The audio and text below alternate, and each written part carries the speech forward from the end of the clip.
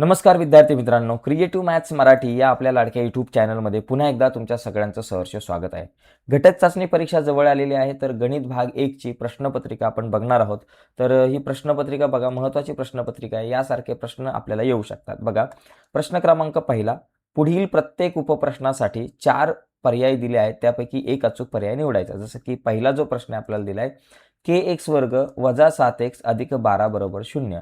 या वर्ग समीकरणाचं एक मूळ 3 आहे. मित्रांनो, एक मूळ 3 आहे. याचा अर्थ k ची किंमत आपल्याला काढायची असेल आणि एक मूळ 3 दिला, याचा अर्थ x ची किंमत 3 आहे. आपलं समीकरण काय आहे? kx चा वर्ग वजा 7x अधिक 12 बरोबर 0. आता एक मूळ 3 म्हणजे x बरोबर 3, म्हणजे इथं x च्या जागेवर 3 घ्यायचं आहे. म्हणजे k गुणिले x चा वर्ग, त्याच्याऐवजी 3 चा वर्ग. 7 गुणिले x च्या ऐवजी 7 गुणिले 3 आणि अधिक 12 आपल्या जागेवर बरोबर 0. k गुणिले 3 चा वर्ग 9 वजा 7 झालं 21 आणि हे अधिक 12 बरोबर 0. 9 गुणिले k 9k वजा अधिक वजा बाकी 21तून 12 गेले तर किती झाले बाबा? 9 राहिले आपल्याकडे. मोठ्या संख्येचं चिन्ह वजा 9 बरोबर 0. म्हणजे 9k बरोबर वजा 9 आहे, बरोबर चिन्हाच्या पलीकडे गेले अधिक 9 आणि k बरोबर 9 आपल्या जागेवर. हे 9 गुणिले पलीकडे गेले भागिले 9, k बरोबर 9 1 9. तर अशा प्रकारे मला इथे एक किंमत मिळेल, म्हणजे ए ऑप्शन जो आहे तो माझा करेक्ट असणार आहे. तर अशा पद्धतीने हे गणित आपल्याला सोडवता आलं पाहिजे. तर बघा, मी सगळी गणितं नाही सोडवून देऊ शकत, पण जास्तीत जास्त मी प्रयत्न करतो. पण या प्रकारचं गणित येतं आपल्याला, के ची किंमत काढा, या टाईपचं बऱ्याचदा गणित आपल्याला विचारलं जातं. इथे आकडे बदलतील, कधी कधी केच्या ऐवजी एम वगैरे सुद्धा येतो. तर तशी सुद्धा आपल्याला तयारी ठेवायची आहे. केच्या जागेवर एम जरी आला तरी आपल्याला ती किंमत काढता आली पाहिजे. ठीक आहे. आता या ठिकाणी बघा पुढचा मुद्दा, दुसरा प्रश्न, x अधिक 2y बरोबर 4. x अधिक 2y बरोबर 4. या समीकरणामध्ये बघा, या समीकरणाचा आलेख काढण्यासाठी y बरोबर 1 आहे. y बरोबर 1 म्हणजे आता y च्या जागेवर 1 लिहायचं आहे. मग तुम्हाला x ची किंमत ऑटोमॅटिक मिळते. जसं की x अधिक 2y, 2 गुणिले y ची किंमत 1 घ्या बरोबर 4. x अधिक 2 1 2 बरोबर 4. x आपल्या जागेवर 4, आपल्या जागेवर अधिक 2 आहे, बरोबर चिन्हाच्या पलीकडे गेले वजा 2. x बरोबर 4तून 2 गेले, आपल्याकडे आले 2. तर अशा पद्धतीने x ची किंमत मला 2 मिळेल. ओके. त्याच्यानंतर हा पुढचा जो प्रश्न आहे आपल्याकडं तिसरा, एका अंकगणिती श्रेणीमध्ये. आता तिसरा जो प्रश्न आहे तो अंकगणिती श्रेणी तिसऱ्या प्रकरणातला, म्हणजे 3 प्रकरणांवरती ही आपण पहिली टेस्ट आपण बनवलेली आहे. ठीक आहे. काही काही विद्यार्थ्यांना 2 प्रकरणं असतील, एवढं लक्षात घ्या. तर दिलेल्या अंकगणिती श्रेणीत t7 बरोबर 4 आहे, d बरोबर वजा 4, तर a ची किंमत काढा. आता मला t7 दिलंय आणि d दिलंय, म्हणजे मी tnचं सूत्र वापरतो. tn बरोबर a अधिक n वजा 1 गुणिले d. मला t7 ची किंमत दिली 4, t7चं सूत्र वापरतो. tnच्या जागेवर t7 बरोबर a ची किंमत मला काढायची, अधिक n ची किंमत 7 आहे वजा 1 गुणिले d ची किंमत आपल्याला दिलेली आहे वजा 4. ओके. आता t7 ची किंमत आपल्याला 4 दिली, मग इथे लिहायची 4 बरोबर a अधिक 7तून 1 गेले, आपल्याकडे राहिले 6 आणि गुणिले आपले हे वजा 4. हे 4 आपल्या जागेवर, a आपल्या जागेवर, 6 चोक 24 वजा आहे म्हणून वजा 24. आता हे वजा 24 इकडे आले अधिक 24. 4 अधिक 24 बरोबर a. मग a बरोबर किती? 4 अधिक 24 झाले 28. तर अशा पद्धतीने a बरोबर 28 येईल, म्हणजे डी ऑप्शन करेक्ट आहे. ओके. ओके, अशा पद्धतीने आपल्याला हे प्रश्न सोडवता येईल, बहुपर्यायी प्रश्न. आता हे बहुपर्यायी प्रश्न ज्यावेळेस परीक्षेला आला प्रश्न, तर तिथे तुम्हाला बहुपर्यायी प्रश्नांमध्ये कुठल्याही प्रकारचं कॅल्क्युलेशन करून लिहायची गरज नसते उत्तर. तुम्हाला डायरेक्ट जो काही तुमचा पर्याय आहे तेवढाच लिहायला लागतो, एवढं लक्षात घ्या. ठीक आहे.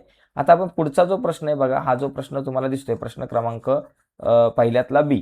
या पहिल्यातल्या बी मध्ये 1-1 मार्काचे प्रश्न दिलेत 2. तर हे दोन्ही प्रश्न आपल्याला सोडवायचे. तर याच्यामध्ये हा पहिला प्रश्न काय आहे, 15x अधिक 17x अधिक 15y बरोबर 11, 15x अधिक 17y बरोबर 21, तर x वजा y ची किंमत काढा.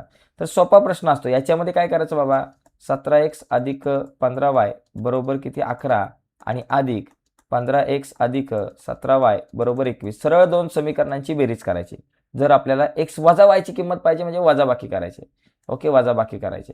वजाबाकी करताना चिन्ह बदलले, अधिकचं वजा, अधिकचं वजा, अधिकचं वजा. 17तून 15 गेले 2 म्हणून 2x.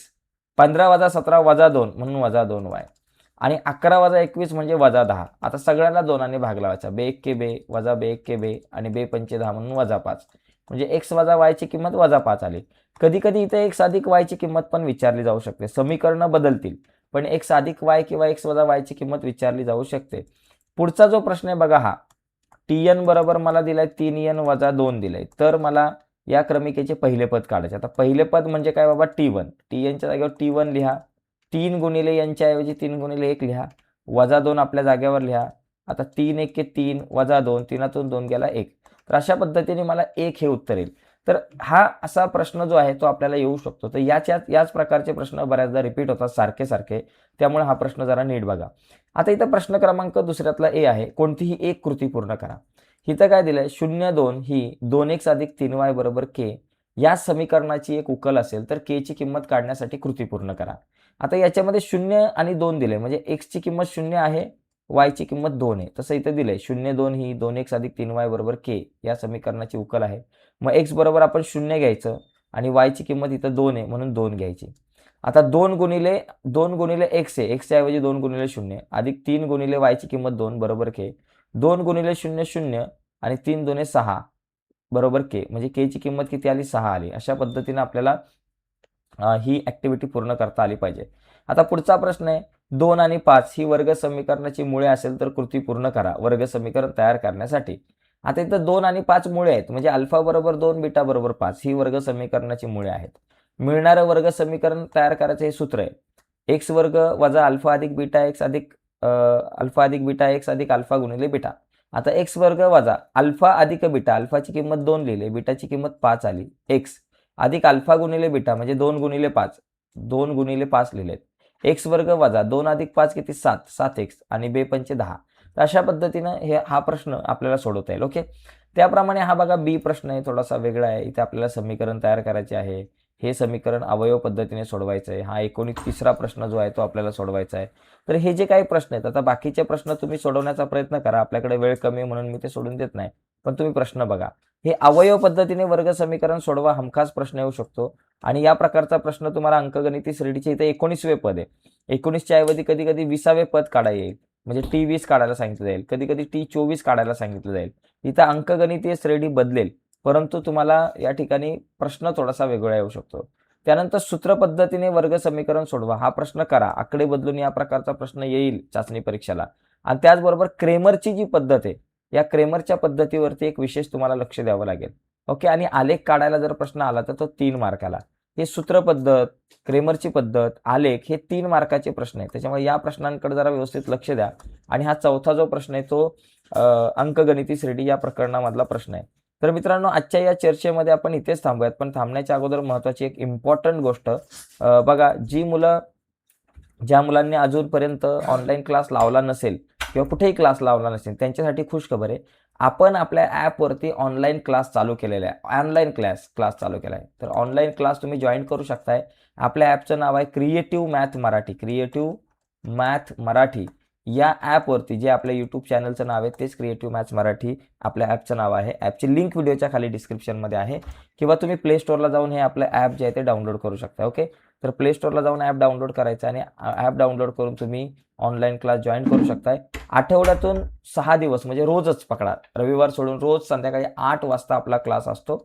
ओके, आणि याच्यामध्ये 3 विषय असतात, इंग्रजी, गणित आणि विज्ञान. इंग्रजी, गणित आणि विज्ञान हे 3 विषय आपले या ठिकाणी आपल्या ॲपवरती असतात. आणि ॲपची फी फक्त 199 रुपये, फक्त 199 रुपये भरून तुम्ही आपला ऑनलाईन क्लास जो आहे तो जॉईन करू शकताय. ठीक आहे, तर आजच तुम्ही आपला ऑनलाईन क्लास जॉईन करा. आजच्या चर्चेमध्ये इथेच थांबूयात. नवीन असाल आपल्या यूट्यूब चॅनलवर मित्रांनो, अजूनपर्यंत चॅनल सबस्क्राईब नसेल केला तर आत्ताच आपला चॅनल सबस्क्राईब करून त्या बाजूचं बेलचं बटन दाबायला विसरू नका. धन्यवाद मित्रांनो, बाय सर्वांना.